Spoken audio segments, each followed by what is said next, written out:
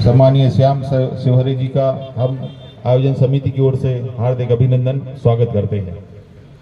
हमारे बीच में से भी अनुरोध है कि वो भी आए। इंजीनियर टी चौधरी जी,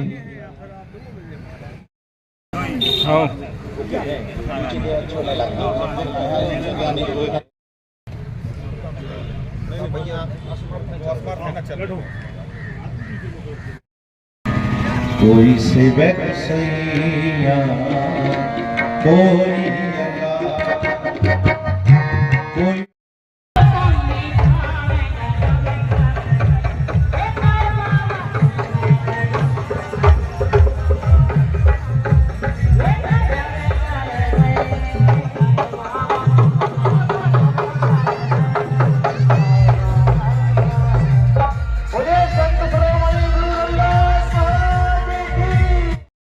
सम्मानीय भगत चाचा जी, झुनीलाल लाही जी, बालकृष्ण पहलवान जी, दिनेश अहरवाल जी,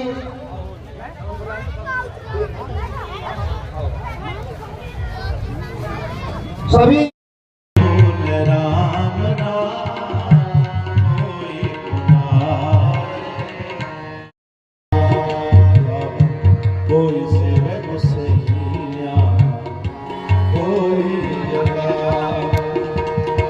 कोई बोले राम राम, कोई खुदाए, कोई से गुस्सैया, कोई अल्लाह, कोई से गुस्सैया।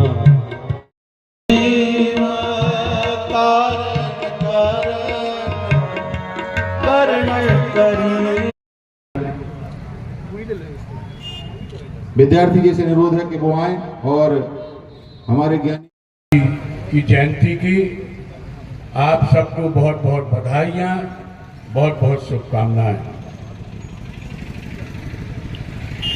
माफी चाहूँगा, नरसिंहगढ़ में राम कथा चल रही है, प्राय सभी लोगों को पता है, और यह कथा हम ही लोगों को जाकर चालू कराना पड़ती है।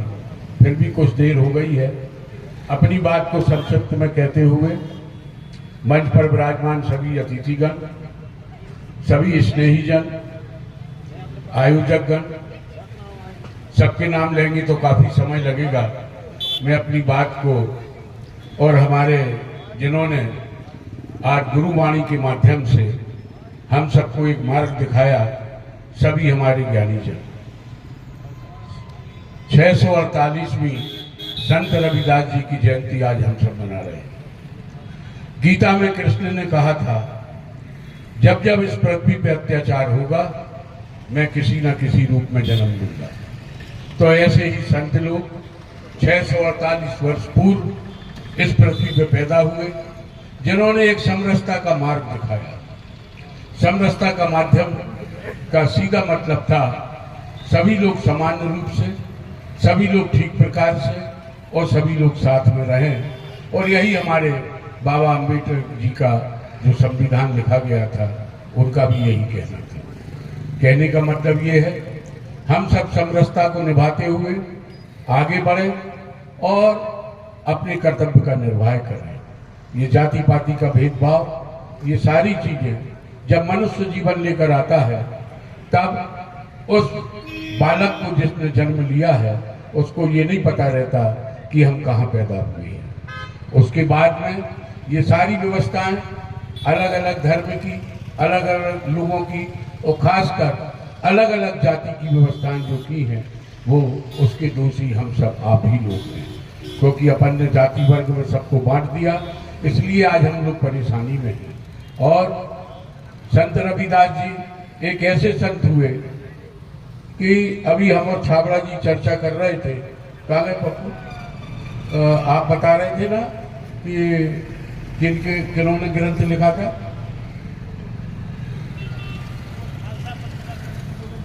हाँ, संत गोविंद सिंह जी ने जो ग्रंथ लिखा था उसके रविदास जी अनुयायी थे, यानी एक प्रकार से उसके सदस्य के रूप में उस ग्रंथ को आगे बढ़ाने का काम करते थे। अब आप कल्पना करिए, सिख समुदाय, संत रविदास जी, उनका समुदाय, और ऐसे आपको बहुत से उदाहरण मिल जाएंगे कि ये ऐसे संत हो गए जिन्होंने हम सबको एक रास्ता दिखाया।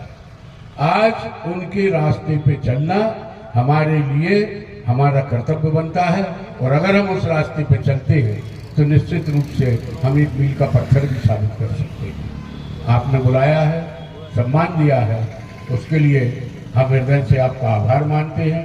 साथ ही साथ जातिगत आधार पर हमारे समाज में जो विभक्तियां थी, जो विभिन्नताएं थी, उन विभिन्नताओं को एक रूप में लाने का प्रयास संत रविदास जी ने दिया और हमें एक शिक्षा दी कि यदि हम अपनी पद्धति पर, अपनी सनातन पद्धति पर अटूट विश्वास रखें तो निश्चित ही वह विश्वास हमारा टूटता नहीं है। विषम परिस्थितियों में, विषम सामाजिक विभिन्नताओं के बीच अपने आप को स्थापित करना सबसे महत्वपूर्ण कार्य होता है। यदि हम परिस्थितियों से घबरा जाएं, हम उन समस्याओं से घबरा जाएं, हम सुविधा असुविधा से घबरा जाएं और अपनी पद्धति को छोड़ अन्य मार्ग पे चलने का प्रयास करेंगे तो समाज में विभिन्नताओं के साथ साथ असामाजिकता फैलती है। यदि हम संतों के ऊपर अध्ययन करें, वहां जयंतियां ही नहीं उसके अनुरूप यदि हम आध घंटा 15 मिनट निकाल कर उनके ऊपर अध्ययन करें तो हमें वास्तविकता समझ में आए कि संत का संदेश क्या है।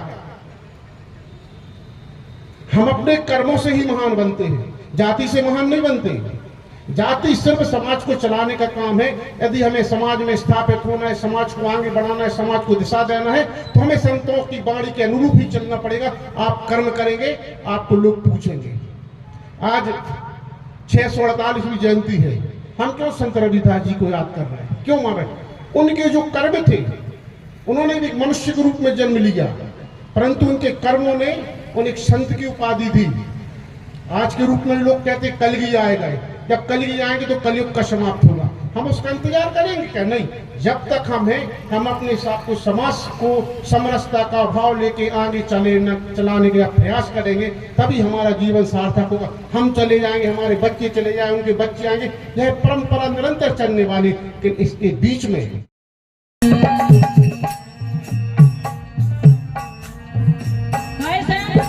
जहाँ से आए हो उतना ही जाने पर जाए के वो